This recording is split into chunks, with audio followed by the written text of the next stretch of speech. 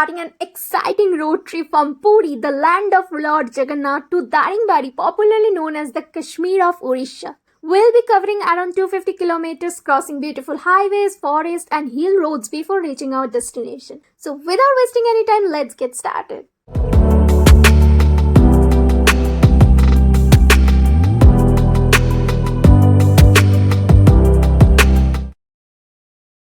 But if I lay down and I play dead and I stay dead, maybe you'll get sick of being the monster out of my head, under my bed.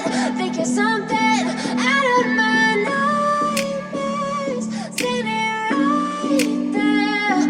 But if I lay down and I play dead and I stay dead, then will you get bored of killing me? Silhouettes of you are like a taunt. Hello everyone, welcome back to my channel. চলে এসেছি আরও একটা নতুন travel blog নিয়ে। আশা করি তোমরা সবাই ভালো আছো, সুস্থ আছো। তো চলো শুরু করা যাক। এখন বাজে সকাল 8টা আর আমরা বেরিয়ে পড়লাম পুরী থেকে। আজকের এই জার্নিতে আমরা প্রায় 250 কিলোমিটারেরও বেশি পথ অতিক্রম করে পৌঁছে যাব দারিংবাড়ি। আমাদের পৌঁছাতে প্রায় 7 ঘন্টা লাগবে। এই দারিংবাড়ি যাওয়ার মেনলি দুটো রুট আছে, একটা নয়াগড় ফুলবানি দিয়ে আর আরেকটা রম্ভা বেরমপুর দিয়ে। আমরা আজ দ্বিতীয় রুটটি বেছে নিয়েছি কারণ এই রাস্তার হাইওয়ের কন্ডিশন অনেক বেটার আর ড্রাইভ করেও বেশ কমফোর্টেবল। পুরী থেকে বেরিয়ে আমরা উঠে পড়েছি NH16-এ। এই NH16 ভারতের অন্যতম গুরুত্বপূর্ণ জাতীয় সড়ক, যা কলকাতা আর চেন্নাইকে কানেক্ট করে এবং বিখ্যাত গোল্ডেন কোয়াড্রিল্যাটারাল হাইওয়ে নেটওয়ার্কের একটি অংশ।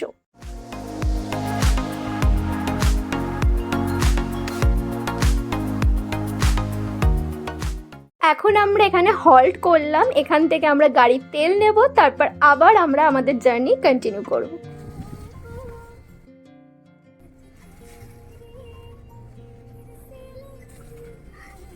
একটা কেক না, কেকটা খেতে ভালো না। ধরনের বিস্কুট নারকেলের খেয়েছো? নারকেল আছে, হ্যাঁ খেলাম তো। ভেতরে ক্রিম নাকি? একটু ক্রিম আছে ভেতরে। এখন আমরা পৌঁছে গেছি গুড়োপল্লী টোলে। এটা NH16-এর একটি গুরুত্বপূর্ণ টোল প্লাজা।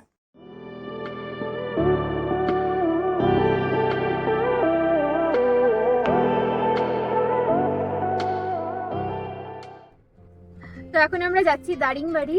এখন বাজে 11:30। এখনো ওই 3 ঘন্টা মতো লাগবে দারিংবাড়ি পৌঁছাতে। কিন্তু এখন একটাই প্রবলেম যে খাবার দাবারের দোকান এখন ম্যাক্সিমাম বন্ধ। পুরীতেও এটাই আমি দেখলাম, মানে সকালে ব্রেকফাস্ট তো পাওয়াই যাচ্ছে না এই সিলিন্ডারের ক্রাইসিসের জন্য, তোমরা তো জানোই। কিন্তু দারিংবাড়িতেও বন্ধ থাকলে একটু প্রবলেম হয়ে যাবে, পাহাড়ি জায়গা। তো দেখা যাক কি পাই ওখানে, না পাই সবটাই তোমাদের দেখাবো। চলো যাওয়া যাক।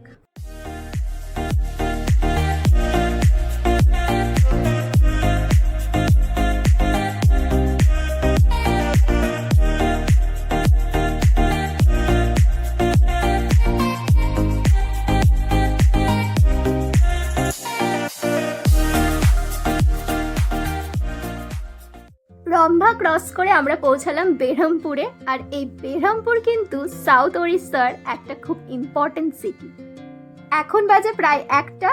দুপুরের খাবারের জন্য আমরা একটু হল্ট নিলাম। তোমাদের জার্নির শুরুতেই বলেছিলাম যে এখানে সিলিন্ডার ক্রাইসিস চলছে, তাই রাস্তার ধারের অনেক হোটেলই বন্ধ। অনেক খোঁজার পর অবশেষে একটা হোটেল পেলাম। এই হলো ভাগ্যলক্ষ্মী হোটেল। আজকের লাঞ্চটা আমরা এখানেই করব। তো চলো ভেতরে যাওয়া যাক। আমি নিয়েছি একটা ভেজ থালি।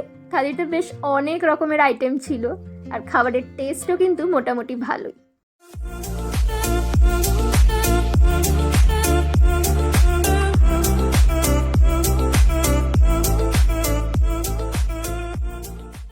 বেরহামপুর আর হিঞ্জিলকাটের কাছাকাছি এসে আমরা NH16 ছেড়ে NH59-এ প্রবেশ করলাম।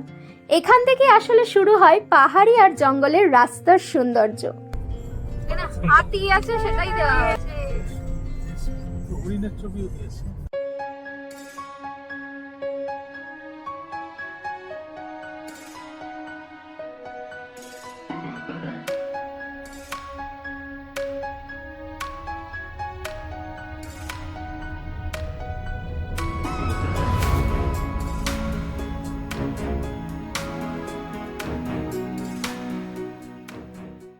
এদের কাছে জিজ্ঞাসা করলে না কি আছে দেখা যাওয়ার মতো। হ্যাঁ, কোন কোন স্পট গুলো মেন হ্যাঁ, স্পট main spot। আরে টোলি ফাঁকা। বাবা।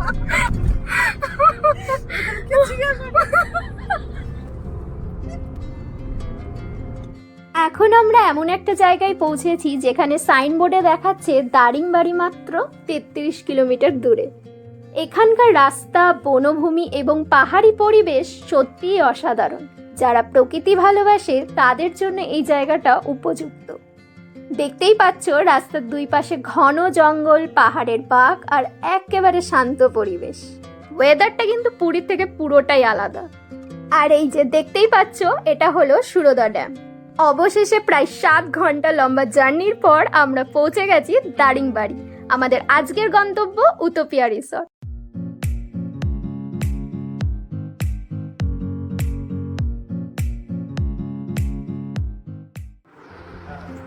और कुछ नहीं लगेगा ना? हाँ এটি দে দেবো। এখানে সুইমিং পুল আছে, জানতাম না তো। আগে ঘুরে আসি তারপরেই নয় ইয়ে, কারণ কালকেও তো এটা সকালে যেত। ওই যে ওইদিকে একটা আছে না, আর এইটা একটা। এটা ফুল, পুরো ফুল ওপরে, গ্রাউন্ড ফ্লোরে দিকে। কি যাই জিপে করা যাবে? তো ফাইনালি এবার চেকিং এর পালা। এটা দারিংবাড়ির খুব পপুলার একটি রিসর্ট, আর এই রিসর্টের এতটাই ডিমান্ড যে অল টাইম ফুল। চেকিং ফর্মালিটিস কমপ্লিট করে রুমে ঢুকতেই বুঝলাম রিসর্টটা কেন এত ডিমান্ডে থাকে। আমরা আগে থেকে বুকিং করিনি বলে ওপরের রুম পাইনি, তবে গ্রাউন্ড ফ্লোরের এই ক্যাটাগরির রুমটা দেখেই আমার খুব পছন্দ হয়ে গেল। সেটা তোমরা রাতের রুম ভিউটা দেখলেই বুঝতে পারবে। না, আমার এই ক্লিপটা বার করতে হবে, ওই মাথার চুলগুলো খুব উঠছে। এই রিসর্টের বিভিন্ন ক্যাটাগরির রুম আছে আর পুরো প্রপার্টিটা পাহাড়ে ঘেরা। রিসর্ট ডিটেলস, রুম ক্যাটাগরি আর এক্স্যাক্ট প্রাইসিং তোমাদের পরের ব্লগে বলবো। তার আগে চলো বেরিয়ে পড়ি সাইট সিইং।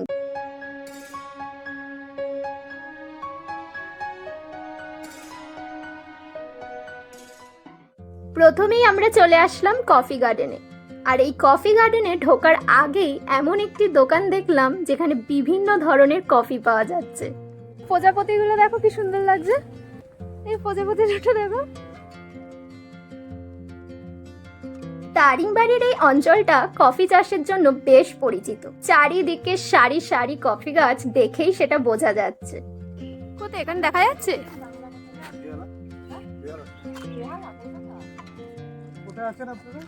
আর এখানে আমাদের দেখা হয়ে গেল কলকাতার কিছু মানুষের সাথে। যেখানেই যাই না কেন বাঙালি মানুষ দেখলেই একটা আলাদাই আপন আপন লাগে। সবচেয়ে ভালো লাগার ব্যাপার হলো ওনারা বুঝতে পেরেছেন যে আমি ব্লগিং করি, আর নিজেরাই আমার চ্যানেলের নাম শুনে চ্যানেলটা সাবস্ক্রাইব করে নিল। আসলে ট্রাভেল ব্লগ শুরু করার পর এরকম আমার সাথে প্রথমবার হলো, তাই সত্যিই আমার খুব ভালো লাগলো। তোমাদেরও যদি আমার ট্রাভেল ব্লগগুলো ভালো লেগে থাকে তাহলে চ্যানেলটা সাবস্ক্রাইব করে রেখো, আর অবশ্যই কমেন্ট করে জানিও তোমাদের কেমন লাগছে আমার ট্রাভেল ব্লগগুলো।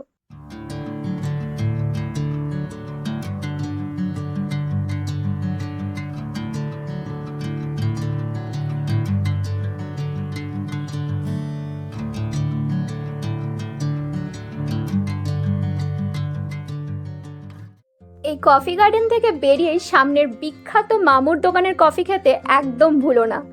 আমরাও 1 কাপ কফি নিয়ে নিলাম। আর এই পাহাড়ি ওয়েদারে রাস্তার পাশে দাঁড়িয়ে গরম গরম কফি হাতে নিয়ে প্রকৃতি উপভোগ করার অনুভূতিটাই আলাদা। এবার আমরা বেরিয়ে পড়লাম পাইন ফরেস্টের দিকে। পাইন ফরেস্ট, সানসেট পয়েন্ট আর উটোপিয়া রিসর্টের রাতের সৌন্দর্য আর রুম ট্যুর সবটাই থাকছে নেক্সট ব্লগে। দেখা হবে খুব তাড়াতাড়ি দারিংবাড়ির পরের পর্বে। Until then take care and keep travelling.